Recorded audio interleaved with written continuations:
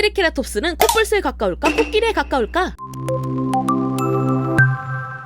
약 6,800만 년 전 중생대 백악기 북아메리카는 그야말로 공룡들의 터전이었습니다. 오늘날에는 인류가 지구를 정복했지만 그때만 하더라도 공룡들의 세상이었죠. 그때 당시 제일 유명한 공룡이 바로 티라노사우루스였고 그 다음이 바로 오늘 소개해드릴 트리케라톱스입니다. 트리케라톱스는 머리에 난 3개의 뿔로도 잘 알려진 초식성 강력력 공룡입니다. 쥐라기 공원에도 단골로 등장하며 박물관이 살아있다 영화에도 출연했죠. 그 외 수많은 영화와 창작물들에서 사람들이 쉽게 알아볼 공룡을 출연시키고자 하면 트리케라톱스도 꼭 후보에 들곤 합니다. 트리케라톱스는 티라노사우루스를 제외한 중생대 백악기에서는 거의 최강의 공룡으로 손꼽히는데요. 체중은 무려 5에서 9톤, 몸길이는 7m에서 9m에 달하는 가장 큰 공룡으로 분류됩니다. 그 중에서도 발군인 것은 바로 트리케라톱스의 엄청나게 확장된 두개골인데요. 다른 공룡들은 이 두개골뼈를 위장용으로 크게 늘리려 속은 텅 빈 수준에서 그쳤지만 트리케라톱스는 이 두개골 머리뼈 내부까지 단단하게 뼈가 들어차 있어서 엄청나게 튼튼한 무기가 되었죠. 그래서 실제로 그 무게도 엄청 무거웠습니다. 머리뼈 무게만 하더라도 1톤에 가까웠으니 머리를 치켜 세우고 다니기가 어려웠을 것 같은데요. 그래서 그런지 머리에 뿔이 있다는 공통점으로